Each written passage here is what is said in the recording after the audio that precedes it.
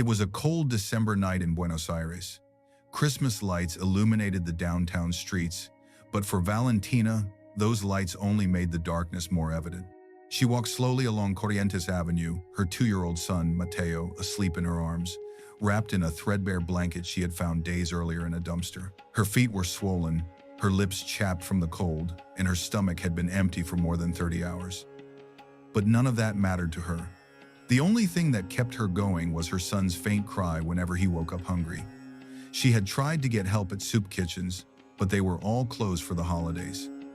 She had begged on street corners, but people passed by, preoccupied with their own celebrations. No one looked at her, no one saw her. She was invisible. That evening, as she walked past an elegant restaurant called El Mirador, the aroma of freshly cooked food stopped her in her tracks. She looked inside. The tables were full. Happy families, couples toasting, children laughing. Everything she had missed. She hugged Mateo to her chest and, without thinking twice, pushed open the glass door and walked in. The murmur of conversation stopped. Everyone looked at her. Valentina felt the weight of those stares, but she didn't back down.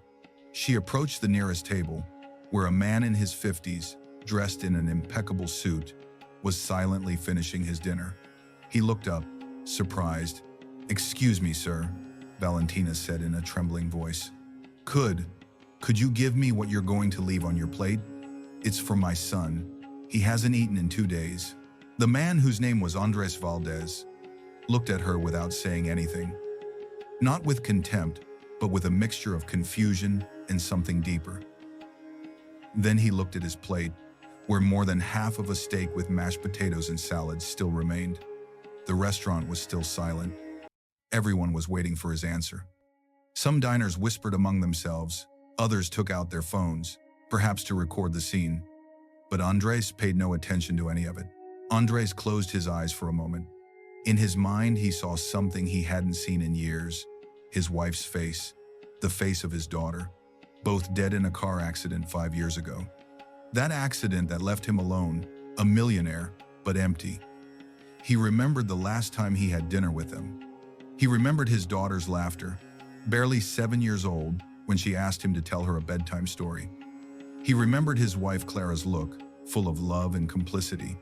And he remembered how all of that disappeared in a split second, one rainy night on the highway, when a truck lost control and crashed into their car. He wasn't with them that day. He had a business meeting, a meeting that now, years later, he couldn't even remember what it was about. For a long time, he blamed himself for not being there, for prioritizing work over his family, and now, standing in front of that woman with his son in her arms, he saw a second chance, a chance to do something that mattered. He opened his eyes and, without saying a word, took his plate and held it out to Valentina. She received it with trembling hands. "Thank you," she whispered. "Thank you very much." Andres nodded slightly, but before she could leave, he spoke. "Wait." Valentina stopped. He took out his wallet, took out several bills, and handed them to her. "Buy yourself something, too, and find a safe place for tonight." She looked at him, her eyes brimming with tears. She didn't know what to say. She only managed to murmur a "God bless you" before quickly leaving the place, clutching the plate as if it were gold. Andres sat motionless. The other customers returned to their conversations, but not him. Something inside him had moved, something that had been dormant for years. He asked for the bill, paid, and left the restaurant. Outside, the night was cold and the street was empty. Valentina was no longer in sight. Andres walked toward his car, a black Mercedes parked a few meters away. But before getting in, he glanced toward the corner, and there he saw her. Valentina was sitting on the ground, under an awning, giving small bites of food to Mateo, who ate desperately. She was smiling. Despite everything, she was smiling. She was gently wiping his mouth, whispering sweet nothings, stroking his hair. And in that moment, Andres saw something that moved him to his soul. The purest love that exists, that of a mother for her child. Andres felt a lump in his throat. He got into his car but didn't start the engine. He watched her from afar. He thought about his own life, his enormous empty house in Belgrano, with its 6 unused rooms. his tech company valued in the millions, his overflowing bank accounts, and how alone he was. That woman had nothing, but he had his son, and that, at that moment, seemed more valuable than anything he owned. She turned off the car's lights and waited. Valentina finished feeding Matteo, wrapped him back in the blanket, and started walking. Andres started the engine and followed slowly, keeping his distance. She walked several blocks, crossed a dark plaza where some homeless people slept on benches, and finally stopped in front of an abandoned building. The windows were broken, the walls covered in graffiti with protest slogans and spray-painted names. The front door was sealed with wooden planks, but there was a gap on one side where she carefully squeezed through, shielding Matteo with her body. Andres parked the car and waited a few minutes. Then he got out, walked toward the building, and carefully peered through a broken window on the first floor. What he saw took his breath away. Valentina and her son were sleeping on the floor of an empty room, on cardboard and old newspapers. There was no furniture. There was no light, only cold and silence. Matteo was coughing in his sleep. She hugged him tightly, as if his body were her only shield from the world. In one corner, there was a plastic bag with a few belongings, old clothes, a broken baby bottle, a dirty diaper. The walls were damp, and there were mold stains on the ceiling. The place smelled neglected. Andres backed away slowly, his heart heavy. He returned to his car, sat down, and for the first time in years, he cried. He cried for that woman. He cried for that child. He cried for his wife and daughter. And he cried for himself. But those tears weren't of sadness. They were of something else. They were of awakening. They were of realizing that he had been living like a ghost, surrounded by luxury but dead inside. And that, maybe, helping that woman and that child could give him back some humanity, could give him a purpose, a reason to keep going. The next morning, Andres arrived early at his office in Puerto Madero. He called his assistant, Lucia, and gave her a very specific set of instructions. I need you to contact a moving team. I want them to prepare one of the apartments in the building in Recoleta, the one with 2 bedrooms and a view of the park. I want them to fully furnish it. A double bed, a crib for a toddler, a kitchen equipped with a refrigerator, oven, and microwave, bedding, towels, curtains, toys appropriate for a 2-year-old, diapers, powdered milk, food, everything necessary for someone to move in today and have everything they need. Lucia looked at him strangely. For whom, sir? For someone in need, Andres replied firmly. And I want it ready before 5 in the afternoon. Lucia nodded without asking any further questions. She knew her boss well enough to know when not to push. Besides, in all the years she had worked with him, she had never seen him so determined. That afternoon, Andres returned to the abandoned building. Valentina was outside, sitting on the ground, trying to calm Matteo, who was crying nonstop. She rocked him in her arms, whispering words the boy couldn't understand. His eyes were swollen from crying. His clothes were dirty and torn. Andres approached slowly. Valentina looked up, surprised to recognize him. You're the man from last night. Andres nodded. Yes. Can I talk to you for a moment? She looked at him suspiciously, but also curiously. Okay. Andres knelt in front of her, at her level. I don't want to scare you, he said calmly. I just want to help. Valentina frowned. You already helped me last night. You don't have to do anything else. I know, Andres replied. But I want to. Your son is sick. You have nowhere to live. And I have the means to change that. Valentina stared at him, trying to understand if what she was hearing was real. Why would you do that for me? You don't know me. What does you want in return? Andres lowered his gaze. Because 5 years ago, I lost my family. My wife and daughter died in an accident, and since then, I've lived alone, surrounded by things, but without anyone. Last night, when I saw you with your son, I saw something I no longer have: love, purpose, life. And I realized that if I can help, I must do it. Not for you, for me. Because I need to feel like my life still has meaning, and I don't want anything in return. I just want to help.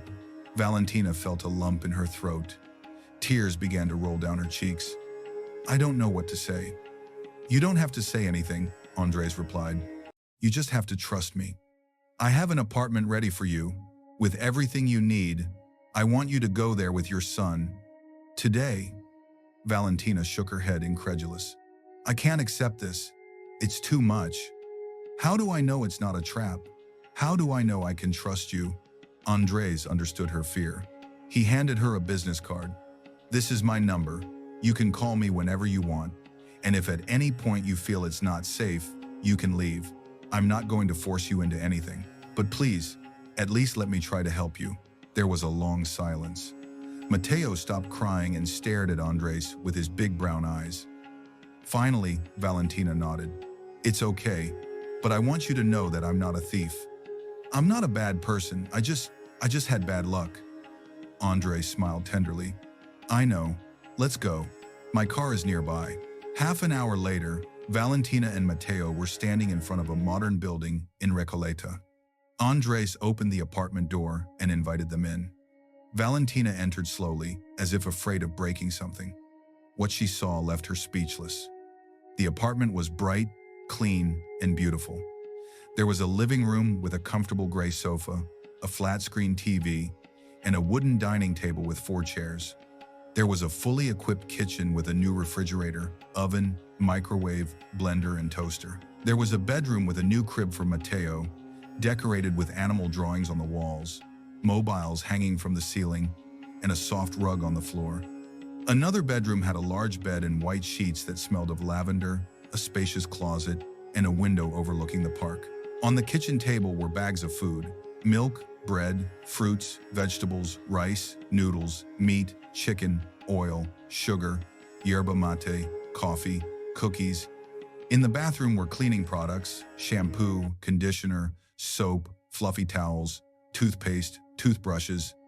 And in Mateo's room were toys, stuffed animals, building blocks, picture books, neatly folded new clothes in his size, diapers, wipes, baby cream, talcum powder. Everything was thought out. Everything was ready. It was as if someone had read her mind and prepared exactly what she needed. Valentina covered her mouth with her hands and began to cry. Andres stood in the doorway watching her silently. This is a dream, she said between sobs. It has to be a dream. It's not a dream, Andres replied. It's your new home, for as long as you need it. Valentina walked over to him and, without thinking, hugged him. Andres stood still at first, surprised, but then, slowly, he hugged her back. I don't know how to repay you for this, Valentina said.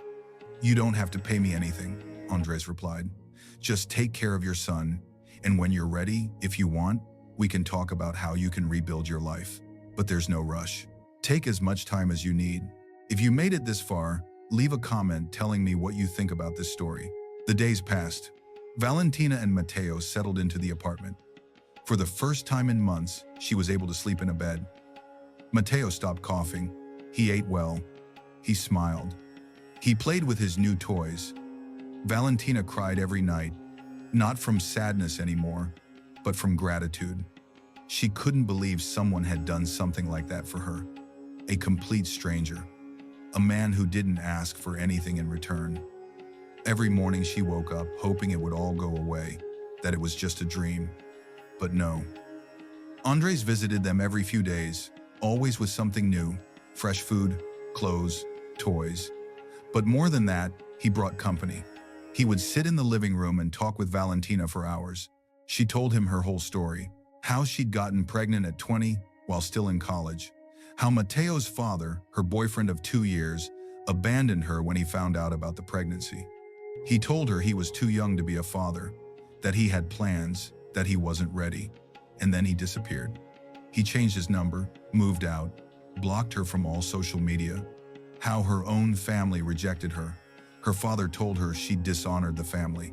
Her mother cried and begged her to give the baby up for adoption. But Valentina couldn't.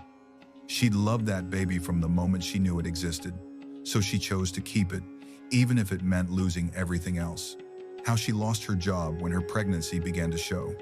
She worked in a clothing store, and her boss told her that a pregnant woman didn't give a good image and fired her without severance pay. How she tried to get other jobs, but no one would hire a pregnant woman with no experience and no family to support her. And how, when Mateo was born, she ran out of money to pay the rent for the small room where she lived. The owner kicked her out, and so she ended up on the streets, alone, with a newborn baby. I felt invisible, Valentina said, her voice breaking. As if the world had erased me, as if I no longer mattered, as if I deserved to suffer. Andres listened to every word attentively, without interrupting, without judging, and in turn, he too began to open up. He told her about his wife, Clara, and how they had met at university. About his daughter, Sofia, who had inherited her mother's laughter and her love of books. About the accident that snatched them from his life on a rainy night. About the pain that consumed him for months, to the point that he considered ending his own life. And how for 5 years he had lived on autopilot, working 16 hours a day to avoid thinking, to avoid feeling, filling the void with projects and business ventures that meant nothing. Until that night at the restaurant. That night when a desperate mother asked him for help and something inside him awakened. One afternoon, while they were drinking coffee in the apartment's kitchen, Valentina asked him a question she'd wanted to ask for a long time. Why are you doing all this? Is it really just because you want to help? Or is there something more?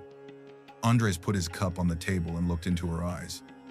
At first, yes, I just wanted to help. It felt like the right thing to do, but now I realize I'm also helping myself. You two gave me back something I'd lost. You gave me back a reason to get up every morning. You gave me back hope that I can still do something good in this world, that my life can still have meaning. Valentina smiled tenderly. You saved our lives. Literally. I don't know where we'd be now if it weren't for you. Mateo would probably be dead. And me too. I think it's only right that we do something for you too. Help you heal. Months passed. Andres helped Valentina get a job at one of his companies. She started as an administrative assistant in the human resources department, but quickly proved to be smart, responsible, and dedicated. She learned quickly, asked questions, and took initiative. Her colleagues appreciated her. Andres also hired a professional nanny to care for Mateo during the day and paid for quality daycare where the boy could learn, play, and socialize with other children his age. Valentina began to save money. Little by little, she began to feel that her life had meaning again, that she wasn't invisible, that she mattered, that she had a future. One Saturday afternoon, Andres arrived at the apartment with a large bag. Valentina opened the door, surprised. What's that? She asked. Something you should have had a long time ago, Andres replied with a smile. He took out a new, state-of-the-art cell phone, a modern laptop, and several books on business administration, personal finance, and professional development. If you want to progress, you need tools, he said. And I also enrolled Mateo in a comprehensive child health program. He's up to date on all his vaccinations, has monthly pediatrician appointments, and dental coverage. Valentina looked at him with moist eyes. I don't know how to thank you for everything you do for us. It's too much. Andres shook his head. It's not too much. It's what you deserve. And this makes me happy, happier than I've been in years. That night, Andres stayed for dinner. Valentina cooked homemade pasta with tomato sauce and basil. Mateo played on the floor with his toys, building towers with colorful cubes and knocking them down with laughter. And for the first time in a long time, Andres felt like he was in a home, not in an empty house, in a home full of life. While they ate, Valentina asked him something she'd wanted to ask for a long time. Did you ever think about starting a family again? Finding someone new? Andres was silent, chewing slowly. Then he answered honestly. I thought about it, but I always felt it would be betraying Clara and Sofia, as if I were replacing them, as if I were saying they didn't matter. Valentina looked at him seriously and warmly. I don't think they would have wanted you to live alone forever. I think they would have wanted to see you happy, to see you smile, to see you live. Andres smiled sadly. Maybe you're right. Maybe it's time to allow myself to be happy again. Another year passed. Valentina thrived at her job. She was promoted to Special Projects Coordinator with a salary that allowed her to live comfortably. Mateo grew up healthy and strong. He learned to walk, to run, to speak in complete sentences. He said, "Mom," all the time, and pointed to everything he saw with endless curiosity. He was a happy boy, full of energy. And Andres, little by little, began to truly heal. He no longer avoided photos of his family. He put them in frames in his house. He no longer cried every time he remembered Clara and Sofia. He smiled. He learned to honor their memory without getting caught up in the pain. And he learned that helping others was also a way to heal, to find purpose, to feel alive and connected to the world again. One day, Valentina asked Andres to accompany her to a special place. He agreed without question. She took him to a small park in the Palermo neighborhood where there was a lake with ducks. They sat on a bench, watching the children play. Matteo ran after the ducks, laughing and shouting with excitement. "I want to tell you something important," Valentina said. Andres looked at her curiously. 2 years ago, I was a hopeless woman. I believed the world had forgotten me, that I deserved to suffer. But you showed me that kindness still exists, that there are still people willing to help without expecting anything in return. And because of that, I want to tell you that you didn't just change my life. You also changed the way I see the world. Now I believe things can get better, that it's worth trying, that it's worth moving forward. Andres felt a lump in his throat. "I want to tell you something too," he replied. "When I met you, I was lost. I had money, I had power, but I had no purpose. I lived, but I wasn't alive. And you gave it back to me. You and Matteo taught me that life goes on, that love goes on, and that there's always a reason to keep going, even when it seems like all is lost. You taught me that helping others is the best way to help yourself." Valentina took his hand. "Thank you for everything, for saving me, for believing in me, for giving us a second chance." Andres squeezed her hand gently. "Thank you, for letting me help you, for giving me back my life." 2 years later, Valentina had saved enough to move into her own apartment if she wanted, but she didn't want to leave. Not because she couldn't, but because that place wasn't just an apartment anymore. It was her home, and Andres was no longer just a distant benefactor. He was her friend, her family, the most important person in her life after Matteo. Matteo, now 6 years old, called him Uncle Andres and ran to hug him every time he saw him. And Andres couldn't have been happier every time he heard that word. It filled him with a joy he thought was lost forever. One summer afternoon, while the three of them were eating ice cream on the balcony watching the sunset, Matteo looked at Andres with his big, curious eyes and asked in his small voice, "Uncle, are you my dad?" Valentina froze, not knowing what to say. Andres looked at the boy, then at Valentina, and smiled tenderly. "No, champ. Your dad is someone else. But I love you like I was your dad, and I'll always be here for you." Matteo smiled contentedly and continued eating his chocolate ice cream, as if that answer was exactly what he needed to hear. Valentina looked at Andres with infinite gratitude, and in that moment, they both knew that, in some inexplicable and beautiful way, they had become family.